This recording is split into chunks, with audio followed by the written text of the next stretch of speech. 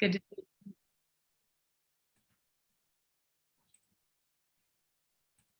And then our new member, who was planning to join us from the Frisky Association, she is not going to be able to join us because she is ill and had to be hospitalized. So we're hoping that she recovers well. And it looks like the waiting room is cleared. Okay, thanks. Taking a look to see if Melanie has joined us. So I don't see Melanie on from ARC. We do have 4 members on, and so I do believe we have a quorum. And hopefully Melanie can join us at some point during the meeting. If you do see her pop into the meeting, if you don't mind telling me, Erin, that would be great. Sure. And you do have a quorum. You've got 4 out of 6, so you should be good. Or 4 out of 7, excuse me. There's 7 of you guys now, but you still have a quorum with 4. Yes, so we And have Melanie's joining now. we have only 1 unfilled seat now, and hopefully we'll fill that soon. That's the Kentucky Association of Community Health Workers. But we do have, oh, I see that Melanie has joined. Thank you. We do have a new member who isn't able to be with us today from the Frisky Association. That's the Family Resource Association.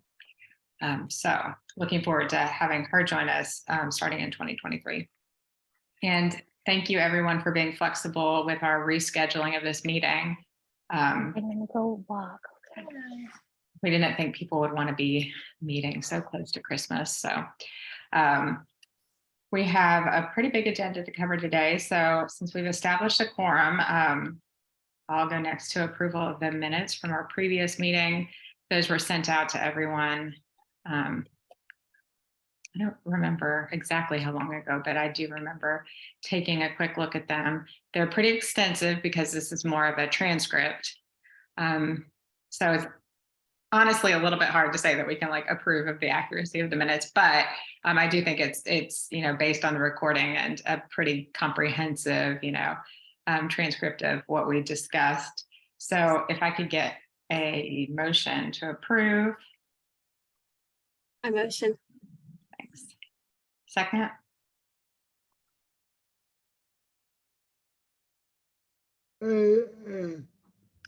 Thank you, Arthur. All in favor, say aye. Aye. Any opposed? Aye. All right, motion carries. Thanks, everyone. And then we'll move on to old business. So we have this standing data request. Every meeting, we like to know what the current number of Kentuckians covered under traditional and expanded Medicaid, as well as presumptive eligibility.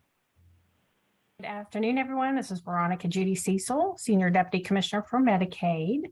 I am going to put this in the chat, but I'll run the numbers for you. So keep in mind, this is a snapshot, so it changes every day. But as of December 5th, when the data was pulled, we had 1,694,883 members. Of that, 639,162 are expansion, part of our expansion population. We have 1,534,660 of those are managed care. Of the total population is in managed care. We have 28,076 Sky members, and our presumptive eligible enrollment as of December 5th was 990. 900. All right. Thank you. And when those numbers go, well, those will be in the transcript. So that'll be good to have that record. I was going to say, sometimes things get put in the chat that don't end up in the transcript. And I remember that, it was information shared during the meeting. I don't know if that can be just added to the transcript, any of the comments made here, especially things like Arthur's statement at the beginning. Emily, I can pull the chat after the meeting is done recording, and I can email that to you guys. That would be perfect. Thank you. All right. The next item on our agenda is the status of the PHE unwinding. So as most of you may know, we did not receive the 60-day notice from CMS, which means that we do expect the public health emergency to be extended an additional time of 90 days. It's currently set to expire on January 13th. But that will put us to April, and I apologize, I think it's 12th, but it'll be 90 days from January 13th. And so we'll start a new watch for the 60-day notice, 60 days prior to that April date. And we'll continue to keep you guys posted on that. What we continue to do with the additional time that's granted to us is, continue to review our processes and policies and just make sure that we're ready to go and flip the switch when that happens. We are outreaching to several different stakeholders. Primarily what we're working on right now are provider groups and associations, because what we want to be able to do is have a contact at each one. And as we send out information, we can get it to them and they can then share it with the rest of their membership. So again, our biggest thing with the unwinding is communication.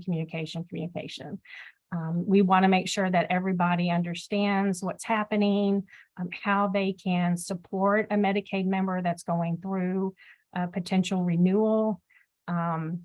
So we are, most focused on making sure that information is easy to understand, and that we're not sending people in various directions to be passed around.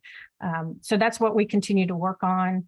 I will say that, as I've mentioned before, we have been continually doing in the background those renewals. We continue to ping the federal hub and our other databases to see how many we can renew what's called ex parte, and that means passively, so that nobody has to do anything to have that redetermination made.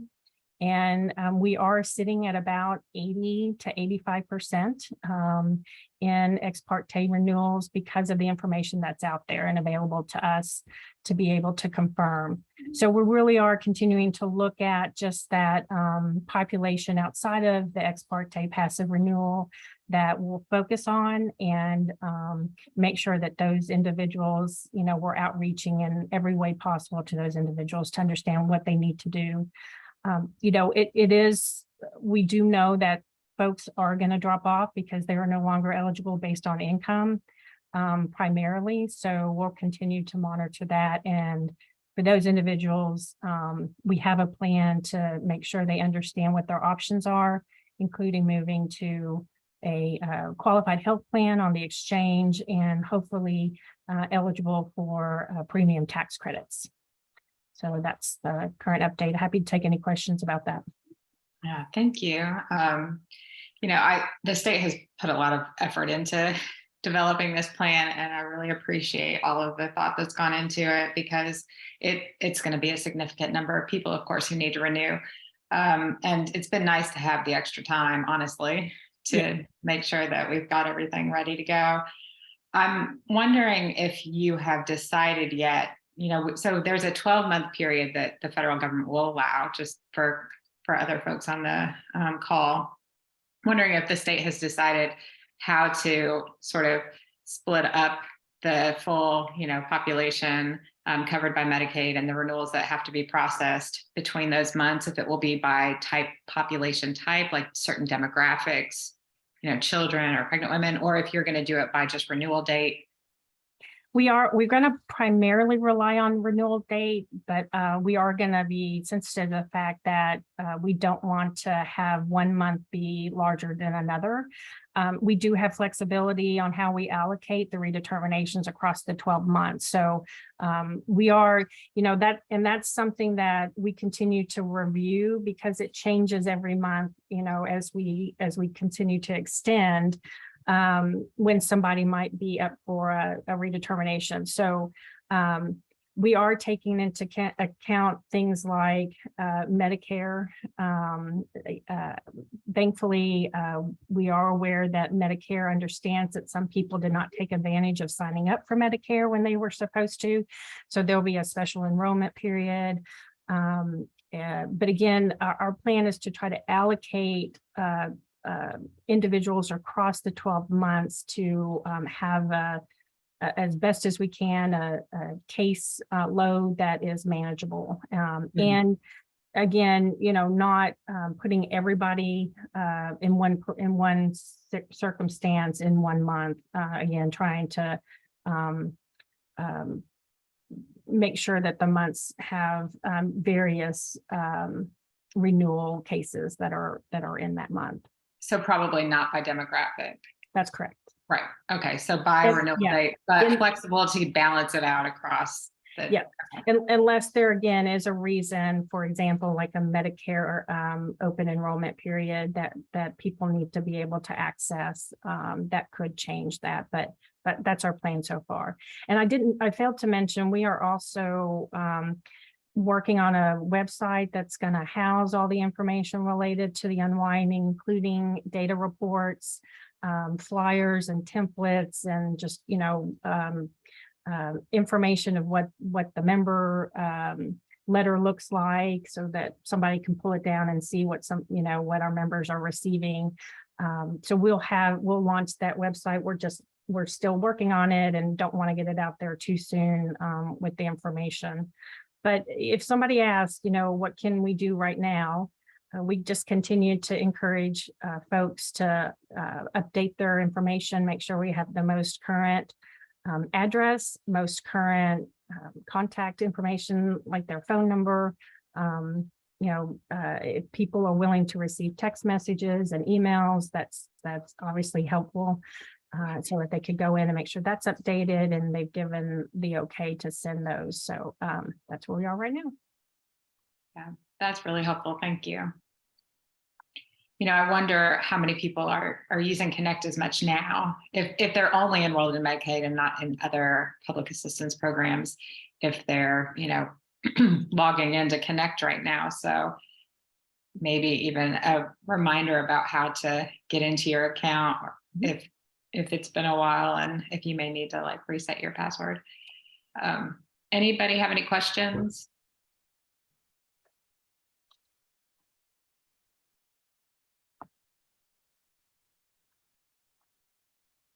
Well, thank you for that update. I'm really looking forward to seeing that website when you have it up and going.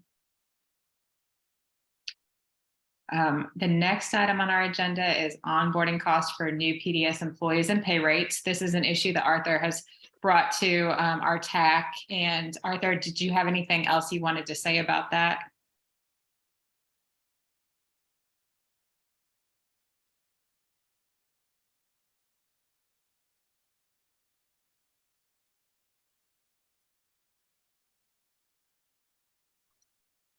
Arthur, I think you're on mute. Wait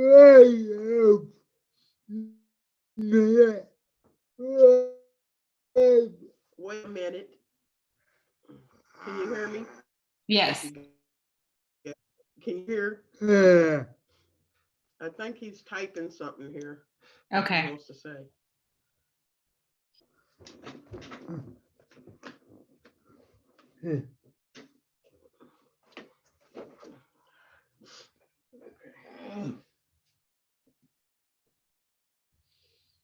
Go on talk and I will write what I want to say. Okay. So we'll move on with the agenda and we can come back to this, Arthur.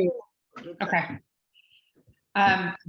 The next item here is the Home and Community-Based Services Rate Study Work Group. Any updates there? Yeah, so Emily, and I'm going to go ahead and I'll touch on because the one above it, the onboarding cost kind of is part of the rate study. So I'll go on and give that update, and then Arthur can ask, we can go back and address Arthur's questions that he has. But right now, where we are, last month, we had, before Thanksgiving, we had some meetings with some smaller, we had representatives of some of the individual worker types, like case managers, the adult days, to understand some things that were unique about the types of services that they provided, and to get some additional feedback. We are very close to having all of the rates, the proposed rates. So I want to always underline that, because they are, as much as I would love to say these are what the rates are going to be, you know, there's still several approval processes that they have to go through, but we are close to having those ready to be shared. So we're preparing those for review with leadership within DMS and the legislature. And then there will be a public comment period where we do put them out for public comment as well. And what we are targeting to do with, you know, with the PHE, with as Veronica had mentioned, as it has gotten extended with HCB, we're under the unique exception that we get a little bit longer to unwind the flexibilities we had under Appendix K. So the goal is to not have a gap between when Appendix K ends and when new rates can go into regulation and can go into the waiver, so that there's not, you know, really a period where there's that change. But more is coming soon. We're hopefully we'll have something to share. I feel like it'll probably be at the start of the new year, just because now as we're getting into holidays and it's harder to catch people. But we will be sharing those rates, and a large part of that, the onboarding costs for PDS, we asked Guidehouse, as they were helping us to look at the rates, to model out including that in the financial management rates, so that would be instead of either the employee, or many times as it is today, the participant paying those onboarding costs, that it would be much like it is for a traditional agency, where those are part of the built into the rate, so that when you onboard an employee, you have there's reimbursement there for any of those onboarding costs, like the background checks, etc. For that, I'm really excited by what we're seeing so far, and I'm excited to start being able to share more with everybody. I'm not sure that I tried to find, unfortunately, Kelly is out, was out sick today. I couldn't find the final decision if we were going to have a large rate group study meeting this month, or if we were going to postpone it to January, just because of the holidays and trying to get everybody together. But I will send something out. We'll remind everybody so that people can see that and see the materials for that. But I'm excited. We're very close to kind of the end of having the recommendations and what the impacts look like for the rates for the waiver programs. That's great. Thanks for the update. And I just wanted to clarify, when you said Appendix K, you were hoping that you'd have more time with the unwinding, or more time during the unwinding process. Did I misunderstand you? Yes, we actually have. So for Appendix K, we get 6 months, whereas some of the other programs, you know, it's much shorter. So with us having 6 months, that's to our benefit. So that gives us that time. And with the PHE being extended again, that gives us we're even closer. So that 6 months goes even further. And then you'll be able to put at least pieces of that, or all of what you have in Appendix K permanently into We're hoping that it will match up, and that will be, and that's, you know, all stars aligning, of course. Okay. And, you know, because, you know, CMS has time to review. There's everybody that gets their own little piece of the clock of time to review things. However, we've been working with CMS this entire time because they were aware that in addition to, you know, when we unwind things with Appendix K, there were other things we were wanting to do. So we have been having ongoing conversations with them. So they're expecting the changes that we're going to put into the regs to hopefully facilitate their review process and any questions that they have. So contingent on everybody's approval and everything working out, we can pull that off, that we won't have a break. That's good to know. Would it be all pieces that are currently in Appendix K or only parts of Appendix K? It would, all of the ones that we are planning to, that we would be planning to extend. So that's some of the flexibilities around staffing. It was, I don't have my list in front of me, Emily. I can get you that, what it is that we were planning to continue, but it would be Okay. any of those things that are in Appendix K that are targeted to extend into just regular business. Some of the telehealth components. Okay. Yeah, that list would be great. Thank you. Okay. And Veronica, did you have anything you wanted to add? I was just gonna, most people are focused on the redeterminations or renewals, but just as a reminder, when the PHE does end, there are some flexibilities that we cannot extend past that date, that end date. And a lot of those have to do with, some not specific to Appendix K, but reimbursement for providers that we, COVID related. Just some of the flexibilities that we put into place. We do plan a very extensive campaign around what those are and what are going away. There are just some things we're not allowed to, will be permitted to do beyond the PHE because of the authority given to the Health and Human Services Secretary. But just when I did want to make sure that there is a difference between 12 months of unwinding for redetermination and what actually has to end in terms of flexibilities on the end of the public health emergency. And to Pam's point, what's related to Appendix K and HCBS 1915C waivers will go 6 months past the PHE end date. Okay, yes, that's good. Thank you for that reminder. And maybe at some point you could tell us more about the specific flexibilities when we get closer to that. And what ones you are planning on extending or making permanent and which ones are going to go away. But actually, what this reminded me as Pam was talking about just the waivers, I wanted to ask if there are waiver participants, HCBS waiver participants who will need to renew their Medicaid coverage as part of this unwinding, what that looks like, if the process will be any different. Yeah, we have to redetermine all Medicaid members. And the process is the same regardless of whether it's waived. Okay. That's correct. Yeah, thank you. All right. Any questions about the rate study work group? The next item we have here is the PACE program rollout. I think the last. Mm-hmm. I was going to say, I'm really excited because we're up to 29 enrolled individuals. So we had a big push for individuals that became effective as of 12/1. We actually enrolled 19 people that became effective on December 1st. So sorry, Emily, I just kind of jumped the gun because I am excited. We've slowly have ramped up. We went from enrolling 1 to then 3 to 5 and then to 19. So you have 19 people enrolled altogether. We have 29 altogether. Oh, we 29 enrolled altogether. We enrolled Okay. 19 that became effective on the 1st. Okay, They have great. to, the way PACE works is, so anybody that if they apply and are enrolled or approved in December, then they become effective or enrolled as of the 1st of the next month. So January 1st. So anybody that we approved after December the 1st or after becomes effective in January. So right now, though, we have 29 actively enrolled individuals. Still have the same 2 PACE organizations, which is Bluegrass Care Navigators and Horizon PACE.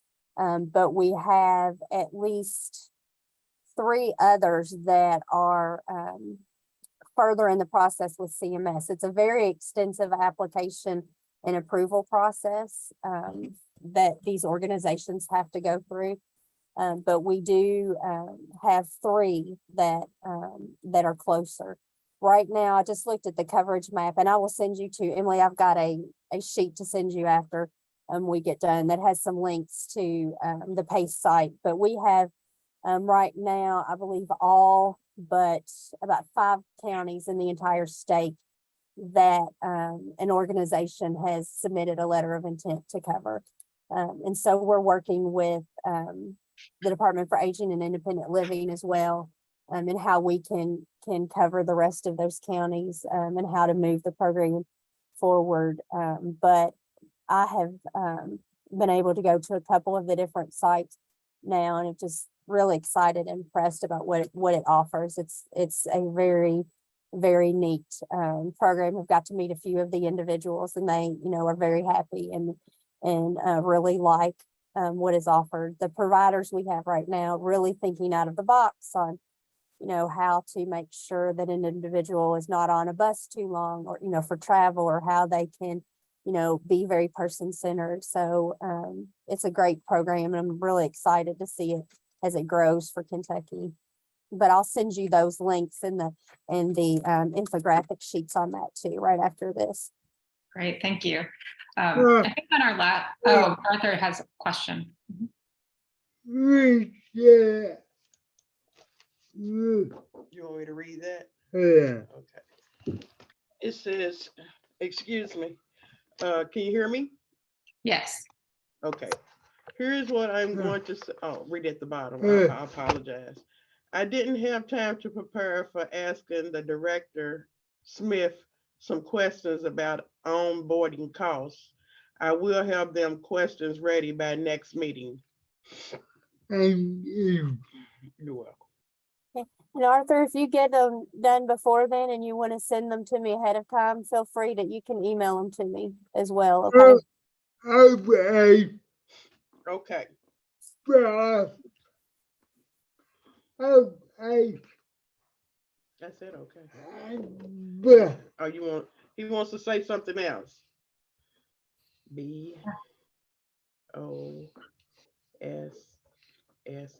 Okay, boss. No, you're my boss, but thanks, Arthur.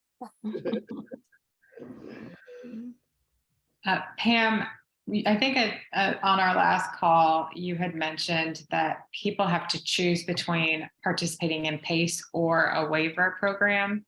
Do you know? Go ahead. I was gonna say, yes, you're correct. You can't be in both. Of the 29 who have enrolled, are any of those individuals people who moved from a waiver to PACE, or are they individuals who weren't covered by a waiver? Off the top of my head, and I can go back and find out what across all 29. I do know there was one that moved in the Horizon group. That Horizon was was serving her as a waiver service provider, and she chose PACE to disenroll from waiver and move into PACE. But some of the others I also know for a fact were not being served at all. So I'll get what the actual split is of those, and I can provide that back at the next meeting. That would be great. Thank you. Any other questions about PACE? All right. Well, I'm excited to see that program grow. The next item here is the Kentucky Medicaid Quality Strategy Plan. Just wondering what the status is, where that is in the process of being implemented. It has been submitted to CMS middle of November. Basically, we can submit and use, but we will, because it's been submitted, will be, there are some measures that we have to finalize, but basically it's complete and we will be moving forward with it. All right. Are the quality measures that are part of the hospitals? I always forget that Directed the payment. rate improvement program. Yes. Are those part of this quality plan when you talk about quality measures? Their directed payments or their preprint that we submit, it does have to relate to the quality strategy. Any directed payment that we have, it has to be associated with the quality strategy. So yes, in short form, yes. Yeah. They may have more than they may have some different, but it does have to connect to the quality strategy. Yeah, and keep in mind the current, those current programs and preprints for their programs are based on the current quality strategy. once we get approval for the new one, any preprints going forward and any programs will align to the new one. Okay, so you won't necessarily have a new preprint once this is approved, but then any future preprints would be based on the approved plan. That's correct. Okay, gotcha. And can you just describe what a preprint is for our other members? Yeah, absolutely. A preprint is where CMS allows the state to require a managed care organization to pay a certain rate. To be able to do that, to mandate that, we have to submit a preprint to CMS and they approve it. It has to have quality metrics tied to it. A component of the payment has to tie back to quality. So what we've been trying to do for the ones that we currently have in place is work very closely with providers in developing what those measures are, but ultimately the department makes the decision on what we're going to utilize. And as I stated, it has to tie back to our quality strategy. If you Google CMS preprint, you can find a pretty helpful website that describes it more in depth. And just as it says, there is a preprint form that all states have to complete for it to be consistent. Thank you. Mhm. Any questions about the quality strategy? All right. We can move on to the maternal health review. Any updates there? I don't, and Dr. Terrio wasn't able to be on, but she is, I think, scheduled to present to the MAC in January an update and then provide, I think, a bi-yearly update, biannual update to the MAC. But there's no new, nothing new to report at this time. Thank you. And then finally, any next steps for Medicaid reimbursement for certified professional midwives? None planned at this time. And this is an agenda item, a standing agenda item on the MAC agenda as well. Right. All right. So any questions before we move on? Okay. So we'll move on to new business. And the first item here is a data request for how many people are currently receiving 1915C waiver services or are on the waiting list for each waiver. Sorry, I had to find my buttons again. So actually I have the numbers and then I will send you, Emily, I've got just a sheet that has it on there too, because I realize it's a lot of numbers, but right now we have no wait list in 4 of the waivers. So ABI acute, right now we're serving 279 people. ABI long-term care, 424. Home and community-based waiver, we're serving 14,168. And Model 2, we're serving 24. None of those waivers have wait list. Michelle P, right now we are serving 9,972.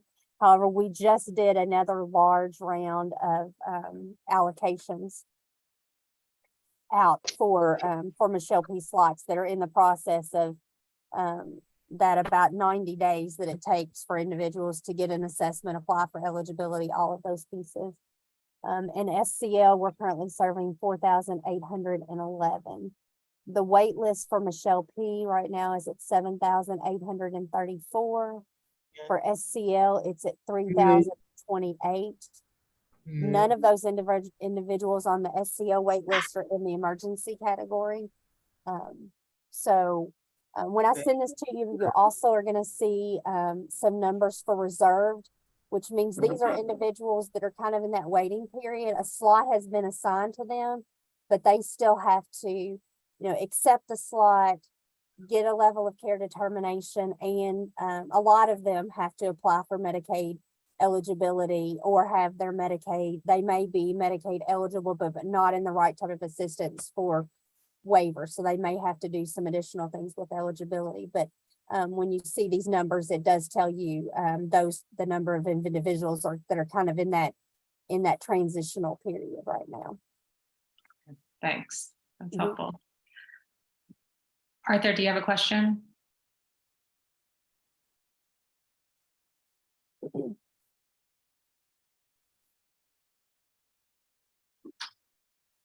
You want her to send you that? Yeah. He wants you to send that information. Absolutely. I'll get it to Emily, and then Emily, do you mind to get it on, to forward it on to Arthur? Pam, if you want to send it to me, I can send it to the whole TAC. That's what Oh, I was okay. just going to Ah, suggest. there, Yeah, I thank can, I you. will do that. Thank you, Erin. I will. Erin does I'll a send you- fantastic job of keeping us I updated. I should have remembered that, because she does do that. So, Erin, I'll send you all of that information so that you can forward it out, please. Thank you. You're welcome. Yeah, that's good information to have. Thanks for pulling it together. The next item we have here are the codes and rates for certified CHW reimbursement. I know that that plan has been, in process. Yeah, we're not quite there, but very close. We're finalizing a few things, but we'll post that as we finalize those in the next couple of weeks. Okay. And I know that the state plan amendment needs to be submitted by January 1st. And there's no real timeline for approval, is there? No, unfortunately not. I wasn't sure if it was, kind of a standard 90 days or. It happens in primarily 90-day increments. So CMS, once we file it, CMS it has 90 days to respond, but they can take it off the clock by, sending us questions. It's a process. Just So like the 1115 waivers. that's correct. Gotcha. So, Okay. So it's really hard to predict, but it's been approved in other states, and we're mirroring a lot of what other states are doing. So I have a feeling that, we shouldn't have too much of a difficulty getting it approved. Okay. I know that Indiana is one of those states. Are there any others that you're looking at most closely? Yes, South Dakota was the other state, I think, that actually had language that pretty much mirrored the House Bill 525 language. So that's another state that we've utilized. Thanks. All right. Any questions related to that? Okay. The next item here is feedback on the network adequacy one-pager, and we really appreciate the work that you all have done on that, Angie, especially. And I think Miranda had sent in a few requests, and those changes had been made. Anything else that people want to discuss related to the one-pager? Good Miranda, afternoon. This do you is have Majid Khabami from Humana. I just wanted to say that we are in the process of finalizing the one-pager network adequacy slide that shows the key components of our provider network, along with specialty maps for CMHCs, FQHCs, hospitals, RHCs, along again with our member access summary and our membership by region. Looking for any additional feedback. That's really good to know. If you want to send that to us, we'd love to review it and give you any feedback. And perhaps this is something that other MCOs can do as well. Thank you. Yeah, thank you. Miranda, did you have anything that you wanted to add related to network adequacy? I think I had sent all of my comments before the previous meeting, so I think Yes, I'm okay, good. great. Thank And I think for us, just how this is going to be used, whether it's going to be posted online or, kind of what format it will be provided to people in is kind of the only outstanding question that I have. Well, I know in your recommendations that you would like this on our website, which we can certainly do. And we can also provide this to the MCOs to ensure that it's visible. That would be great. It could probably be incorporated into each MCO's handbook pretty easily. And I don't know where that is in process for 2023, but just having one consistent document, would be helpful. It should be addressed in their member handbook, but I can't, but it may not be written out the way this is. Well, I think it is addressed in every member handbook, but just differently. So Right. having a consistent document would be, I think, helpful.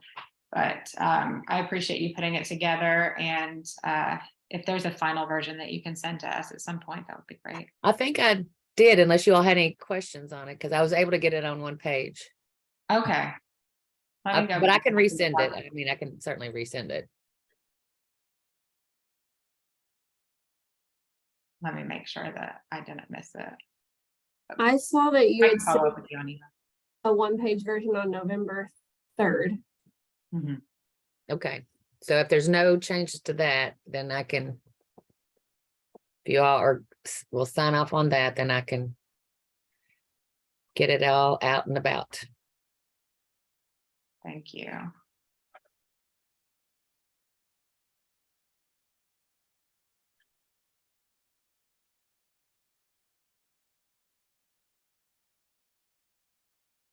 Yes, I see that. And I guess the only thing that I was wondering is if the formatting was like final, if it was going to stay in that version. And it sounds like it probably is. Yes. So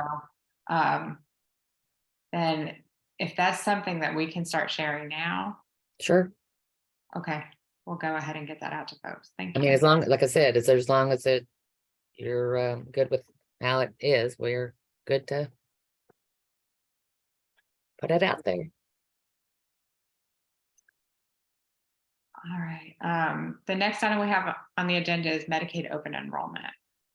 And I know that's been, in process. Did open enrollment just end earlier this week? The second. On the 2nd, that's right. Okay. All of the dates for open enrollment end up confusing me. Do you have numbers on how many people switched MCOs? 11,522. All right. And do you have that by MCO by any chance? I do, but I don't have it right here in front of me. Oh, that's fine. If you can I just knew get- you were going to be asking this number, so I wrote that one down. I should have known. That's good to have that number. It's usually around 9 or 10,000, I think. So Yes, it is. and we have more people enrolled in Medicaid this year, so I think that kind of tracks. Any questions or issues related to Medicaid open enrollment that people want to raise?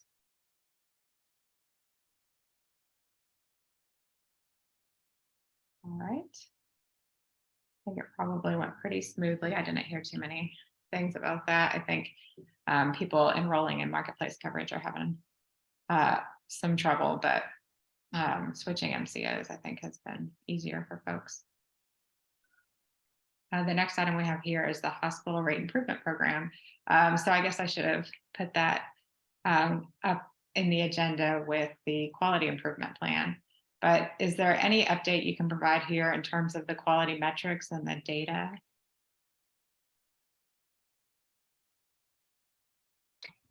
Emily, I don't think we really understood exactly what the ask is for this. I apologize if you've asked for it and we haven't provided. So what exactly are you looking for? We have in the past, we know that there are quality measures at the hospitals, just as you were describing with the preprint. Yeah. That the quality measures are tied to the payment rate. And I think that we have not yet received, what those quality measures are and just, Okay. what the performance has been. So just looking for, what data you're collecting. Okay. And how that's sort of tracking over time. Okay, so we will pull that and have that available. And in terms of tracking the data, so of course, the evaluation occurs after the end of the program year. I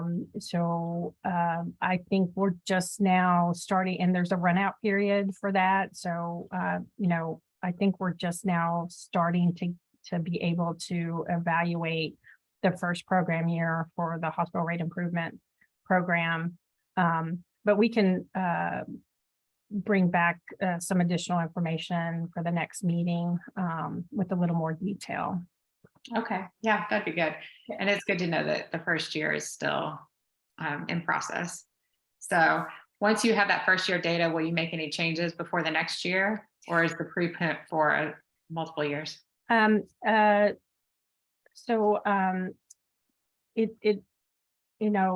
think what was envisioned with the preprint process did not take into account the fact that you can't really evaluate the program until it's over and you have the data come back. And so that there's a little bit of a lag there in terms of how that will affect the next one. But what you do try to look at it is over time. So we have a base year, and then you have the first year of the program, and then the second year of the program. It really will take until you're about halfway through the second, or maybe even 3/4 of the way through the second year before we can evaluate to see what change we want to make. And so that would more than likely influence the third year of the program. There are some rules with CMS around whether something is multi-year or singular, or 1 year at a time. We've actually been in communication with CMS about how they're treating the HRIP program in that regard, because we originally received a multi-year approval, but for various reasons, CMS is asking us to maybe pull it back and do it at a year at a time. But again, I think one of the difficulties is the lag in data, and being able to do the analysis on that and see how, what can we do going forward. It's a constant process with that. No, that makes sense. So you have the baseline year, and the year that is finishing now is the first program year. So I apologize, we don't have an expert on here, and I don't want to say anything wrong, but I believe the base year might have been 2019, and 2020 was the first year of the HRIP program. But we'll get those and try to have somebody on that's more familiar with the program for the next meeting. Okay, yeah, that would be great. Thank you. And I know that hospitals have been working on getting a similar program for outpatient services. That's right. Where is that in the process? Infancy. We'll have to have some legislative support with that, because we'll need some statutory language for us to do some of the components of it. So very much in early conversations. Okay, that's good to know. All right, any other questions about the hospital rate improvement program?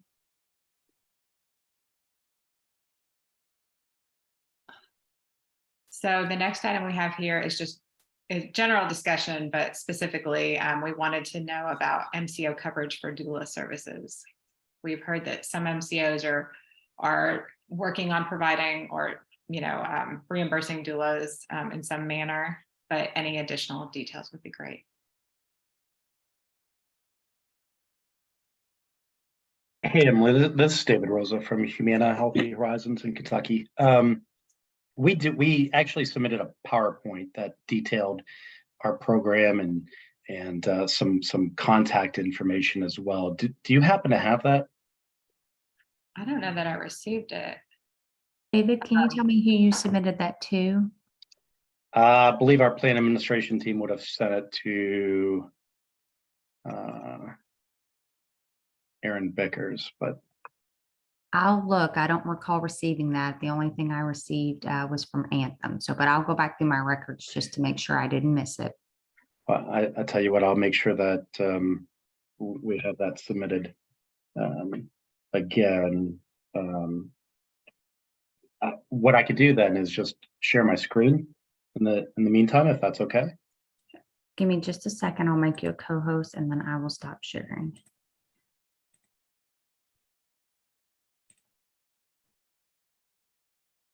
You should be able to share your screen now, David. Okay, let me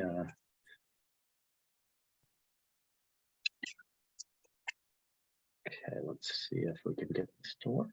And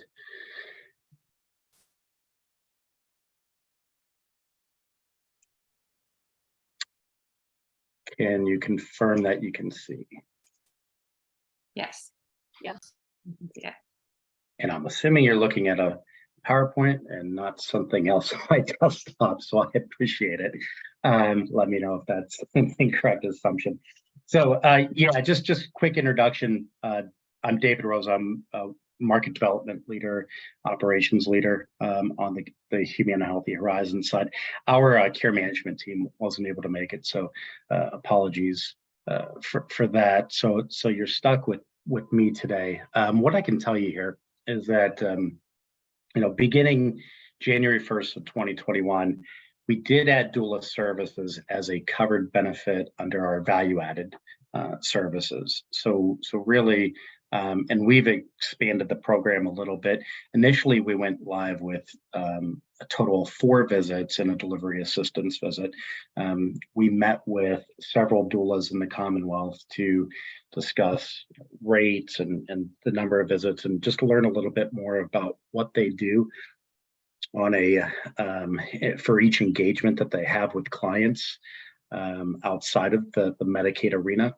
And so we changed that program to add additional prenatal and postpartum visits. So today, and this will continue into 2023 as well, we offer up to 4 prenatal visits, the delivery assistance, and also up to 4 postpartum care visits. Now, all members are eligible if you're pregnant, regardless of where you are in that journey.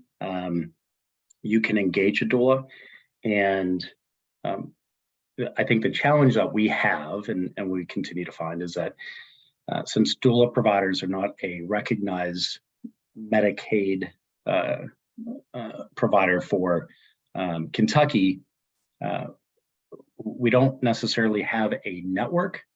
So what we've done is we continue to kind of create relationships with doula providers in the state.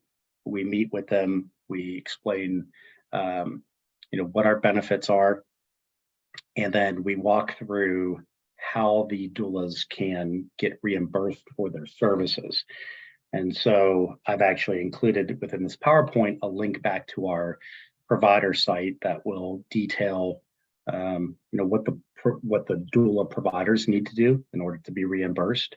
But where we try to focus now is those members who are in our care management program called Moms First. We tried to engage the members with who are in that program with willing doula providers in their area. And so that's really where our connection point is. And we certainly have a number of things that we're trying and kind of just changing around the program and trying to understand how to better, service the program and engage members. But one of the ways, and let me just kind of forward on the slide here. And really just kind of how to engage in our program. You can contact, if you're one of our members and you are in our Moms First Care program, you can contact that care manager directly. If you're not in the program, you can call our enrollee services number. And this is a number open for all our members or even prospective members. They can call that number, learn a little bit more about the doula program and in our Moms First program, frankly. And we'll have a Moms First care manager reach back out to you. There's also an email address there and a direct number to our Moms First program, in which you can leave a voicemail. And at that point, we will have someone get back to you. And just a quick note on our Moms First program, we're changing the branding around it. And so in January becomes the Humana Beginnings program. Are there any questions? I know it's just a little high level information, but again, the link that I provide, the first page of this PowerPoint we'll send you to our doula provider billing guide, and we'll get into within that guide, there's specifics around how to submit claims with the specific CPT codes and diagnosis codes, etc. Yeah, this is helpful to have. I know that this has been a benefit for, is it 1 or 2 years now? Yeah, so we started in January 1st of 21. So we're in 2 years now, and we're going to, yeah, we're going to retain it for 2023 as well. Okay, fantastic. And it's really a great benefit. The one thing that I've heard from doulas is that they've, had trouble participating and maybe following what the guidelines are. Has there been any change there to make that easier? Yeah, so we actually have, excuse me, an internal work group where we continually try to refine the process. We look at the materials that we share with our doula providers as well, and try to identify where we can make things a little bit easier for them in terms of how to understand the processes in which to be reimbursed. I know that our Mom's First program is also going to be performing some trainings in the coming year, where we have doulas come either on site or have like virtual kind of webinars where we go through our program and how they would bill us for those particular services. And to be honest, what we're trying to do is we're talking to as many providers in the state, and also trying to understand what other states are doing when it comes to doula services. And we're always looking to refine what those processes might be or how that coverage might change. Thank you. Any questions for Humana, or do we have any other MCOs who would like to share their plans for doula services? This is Miranda. I was just going to ask for Humana, do you have a number of how many doulas are currently providing services for the Humana members? So currently, I believe that number is probably well, let's do this. We do have information around utilization. I know that our Mom's First program is in talks with a lot of different doula providers, so we can provide that information in the subsequent follow-up for some of the specifics. What we find, what we do find too is that we engage with the doula providers, and they may have and we connect them with some of our members. They may in fact do some of that work pro bono via grants that they already have, and so they don't ultimately end up reimbursing us, and we are acting as the connection point too. So in those cases, we don't necessarily have the numbers around utilization, but those that have submitted claims, we certainly do.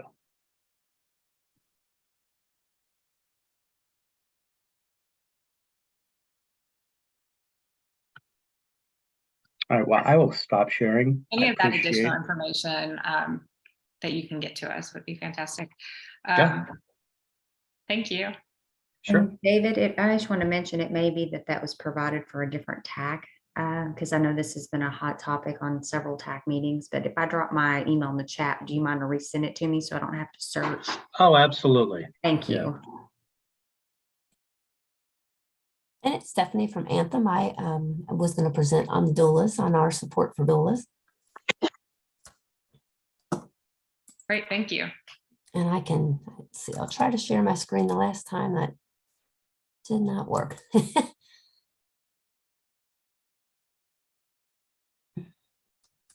see. Okay, can you see my screen with the doula?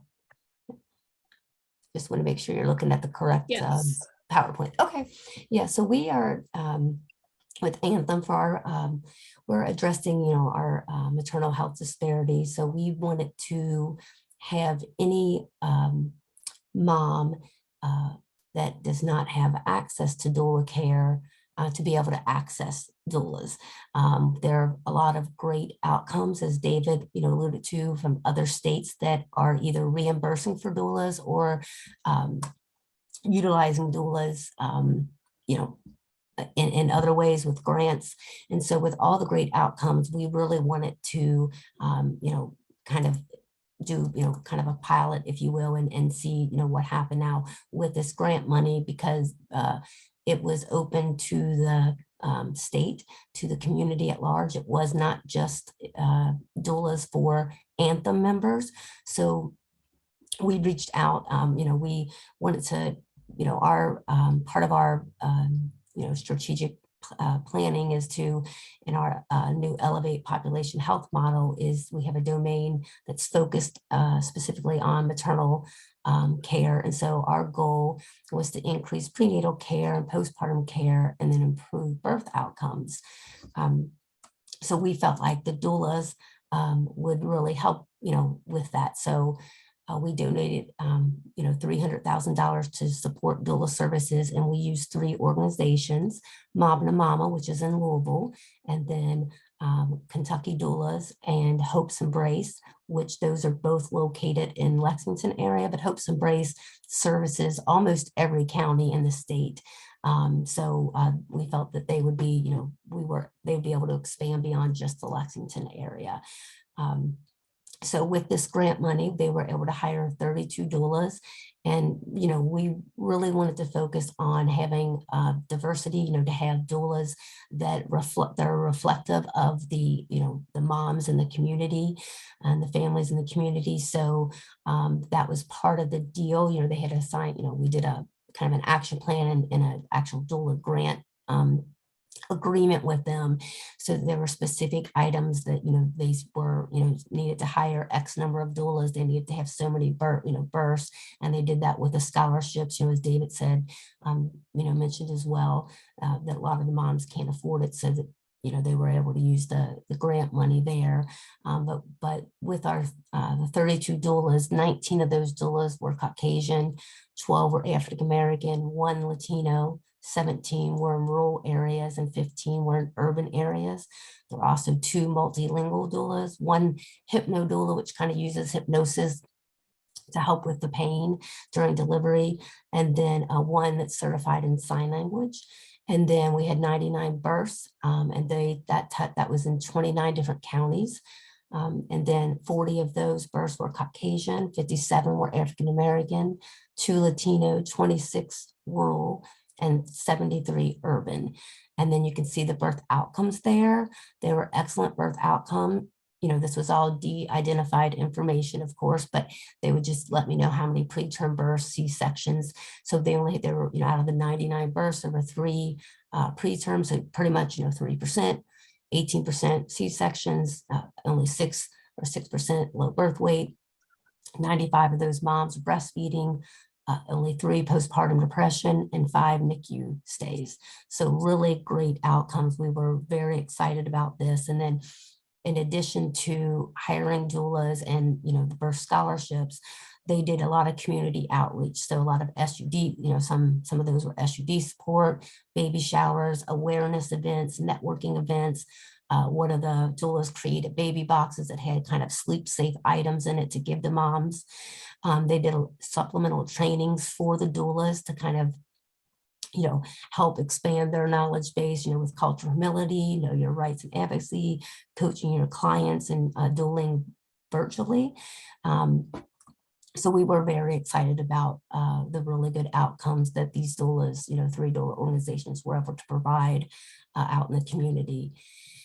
And then, so I kind of looked at our internal, the kind of slide up here, the grid, the spreadsheet. Here's our doula grant for, so far this year.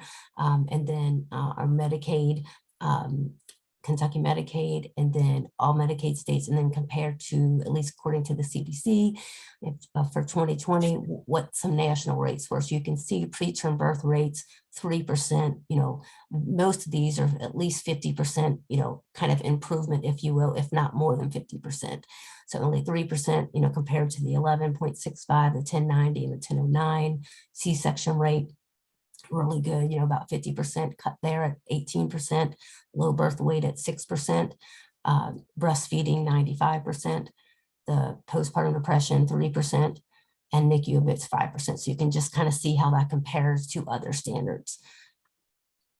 And then our doulas, you know, provide, you know, kind of person-centered care to pregnant and postpartum women. Obviously, they're there to, they don't deliver the baby. They're, you know, they're not a midwife. Obviously, they're there to, you know, provide information, education, and then physical, social, and emotional support. And they really, obviously, are there. And, you know, I've learned a lot about doulas over this last year. And so, as you can kind of see there, they're more likely, women who, you know, utilize doulas, they're more likely to attend postnatal visits, experience lower odds of C-section, have lower odds of postpartum depression or anxiety, have a lower total medical cost. And then, you know, so that we, you know, reimbursing for doula services with Medicaid programs, one, you know, is one of the solutions to improving birth outcomes, you know, while also being able to address health disparities, you know, getting doulas in the right, you know, communities and areas, and with, you know, kind of looking at our different metric tools that we have so that we can kind of see where our gaps in care are, and then where we maybe need to place, you know, doulas or provide more doula support. And then we also, for 2023, we want to focus, we're going to give $32,000 to My Sunshine Birth Services. This is going to be more focused on our rural area. So My Sunshine Birth Services is in Bowling Green, and they're going to provide additional birth scholarships to rural moms with no access or low access to doula care.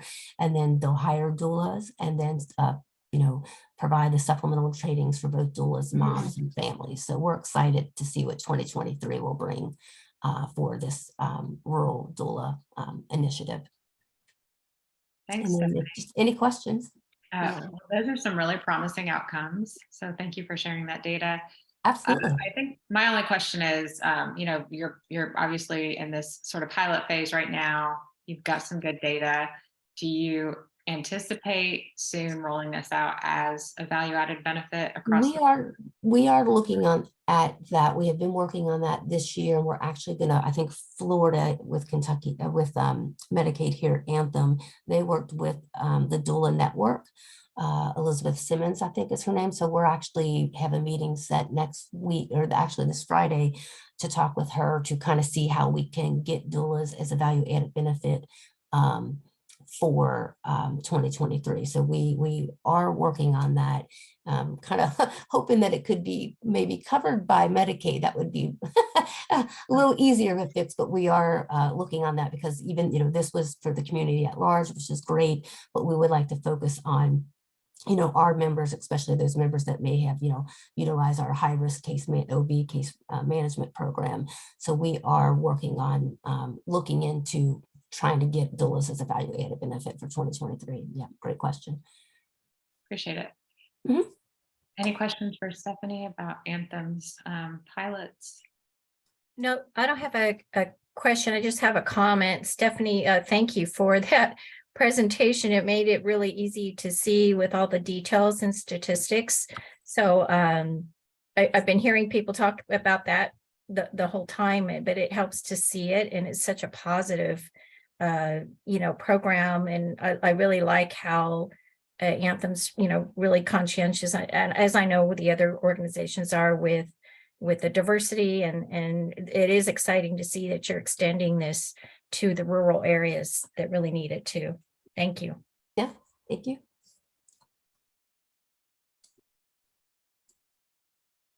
Any other MCOs who want to share their plans for doulas? Emily, can you hear me okay? Yes. Hi, Ashley. Hey, this is Ashley Hobbs from United. So we are actually starting a value add service of the doula benefit in 1/1/23. We're really excited about. We're working with a vendor to help us get this set up, and some of our other markets within UHC are also setting up a similar program. But essentially, it's going to be a referral system through our care management team, health provider, or the member can call into our member services number.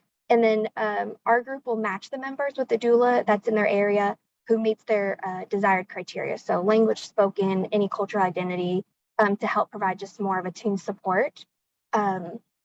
What it looks like as of right now is 5 visits, 4 perinatal visits, and then labor support. Those can be virtual or in person, whatever the member feels comfortable with. It is a pilot, so we're looking at our larger membership areas for the moment, also based on where our doulas are. We're always, I don't want to say recruiting, but we're always looking for other organizations who are doing this type of service if they would want to be involved with United Healthcare. But essentially, the vendor that we're working with will help with any of the admin work, help with the reimbursement for the doula, and can provide any information that's needed. Okay. And I also have a slide I can send to Aaron to share with the group too. Thank you. So this will be a pilot in 2023. Do you have particular counties that you can share with us? Yeah, so right now, the 2 groups that we're working with are Louisville, Lexington area. And then, like I said, that's only because those are the ones we've talked with so far. If there are other doula organizations that you're aware of throughout the Commonwealth, please let us know. We can make outreach to them and get them set up as well. Yeah, absolutely. We'll connect you. Any questions for Ashley about UHC's pilot?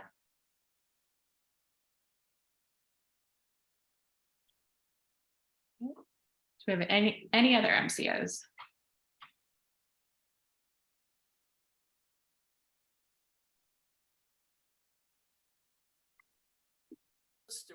WellCare, we do not cover it right now, but I will say we've got a work group looking at it. Indiana, we began covering doula services in 2021 as a pilot project, and we're rolling it out in Iowa right now, but we do not have it right now for Kentucky, for WellCare of Kentucky, but we've got a work group for about a couple months ago that's formed to address it. We fully support doula services. We absolutely think that, the benefits are there.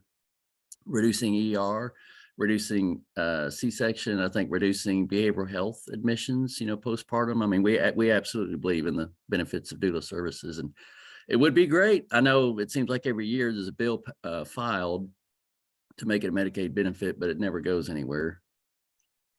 Yeah, we're hoping that more progress will be made there, but in the meantime, having it as a value added service is a good alternative. And just update us if WellCare is moving forward. Yeah, definitely. Okay, thank you, Stuart. Sure.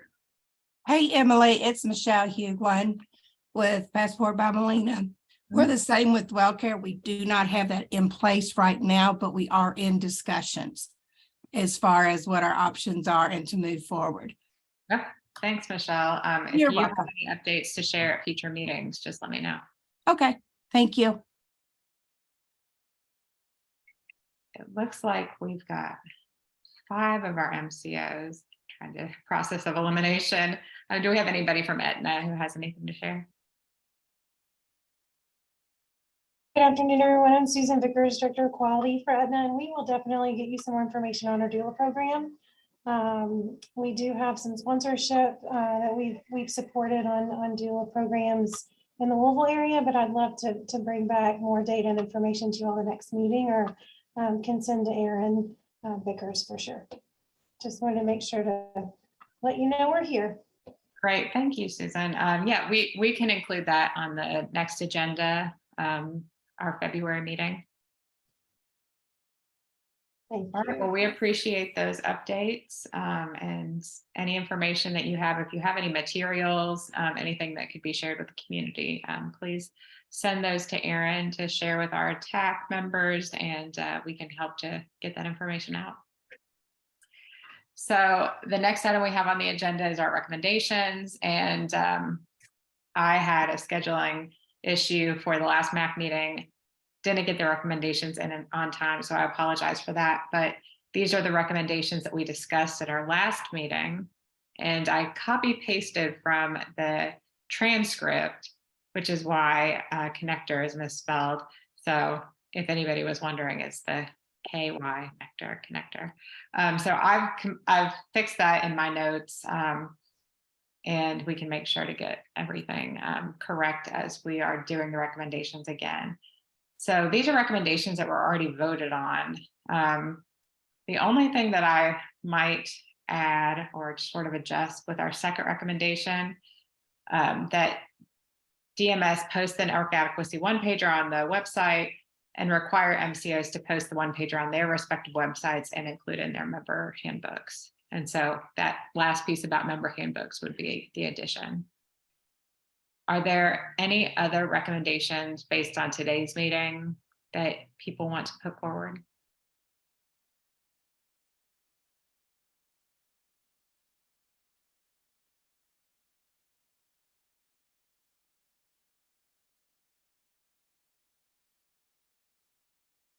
Okay, well, that's going to make it pretty simple. Anyone have any issue with changing our second recommendation? I can repeat it and then we can take a vote. Okay, so the recommendation would be that DMS, did somebody start saying something? Okay. That DMS post the network adequacy one-pager on the DMS website and require each MCO to post the one-pager on their respective websites and include in their member handbooks. So can I get a motion? I make a motion to get that going. Thank you, Christine. And a second? A second. All right, all in favor say aye.